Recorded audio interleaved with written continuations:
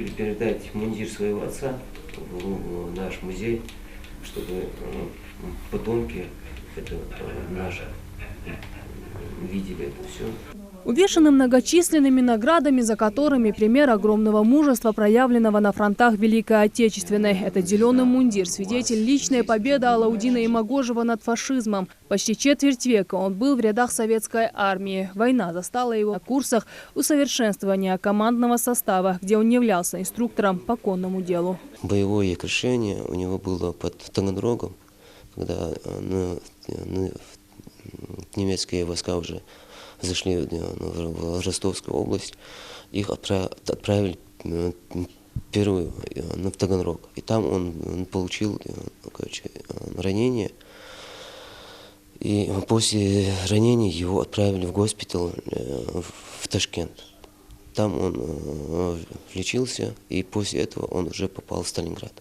Уже в Сталинграде, идя в передовом отряде наступающих советских войск, эскадрон под командованием Имагожева северо-восточнее города Клецка окружил и пленил большое количество румынских войск. За эту операцию Алаудин Албастович был удостоен ордена Красной Звезды. И таких подвигов было немало. К 66-летию победы список воинов-ингушей представлено звание Героя Советского Союза.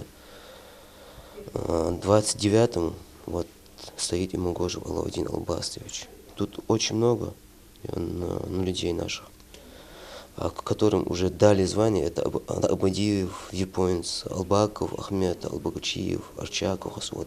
Вот эти люди. Вот битва за Сталинград, за участие Сталинграда у него орден. Это удостоверение к ордену. Вот орден сам. Боевой путь Алаудина Имагожева протянулся от Кавказа до Кенигсберга. Много раз смерть смотрела ему в лицо. Немало было и горечи утрат боевых товарищей, отдавших жизнь за родину. Эта потеря ощущалась им сильнее радости победы, делится сноха ветерана Ася Имагожева.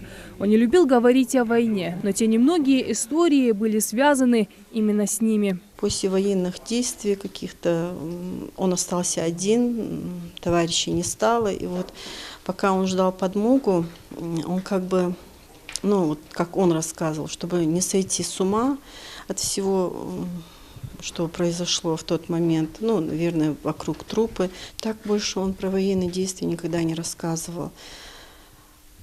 Мы гордимся, что он был у нас таким.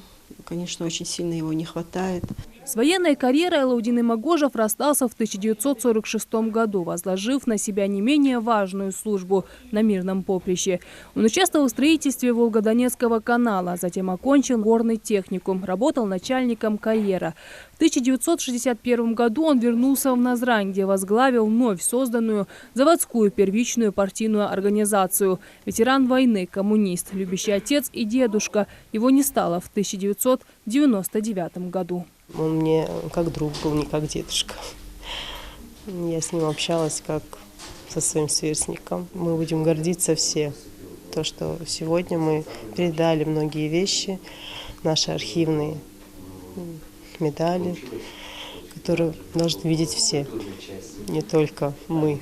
Эта гордость переполняет и работников музея. Звон этих орденов и медалей не раз слышали в этих стенах еще на живой груди ветерана. Он был здесь частым гостем, помогал собирать архивные материалы. И, можно сказать, стоял у истоков создания музейного фонда. Он же закончил Вторую мировую войну. Таких людей мало. Конечно, я помню его с детства. Я был знаком с ним. И я его запомнил таким. С войны люди возвращаются озлобленные. Он пришел очень добр. Вот он одно из лиц победы, которые нам принесли мир. И сегодня он там будет размещен тоже, в этом проекте.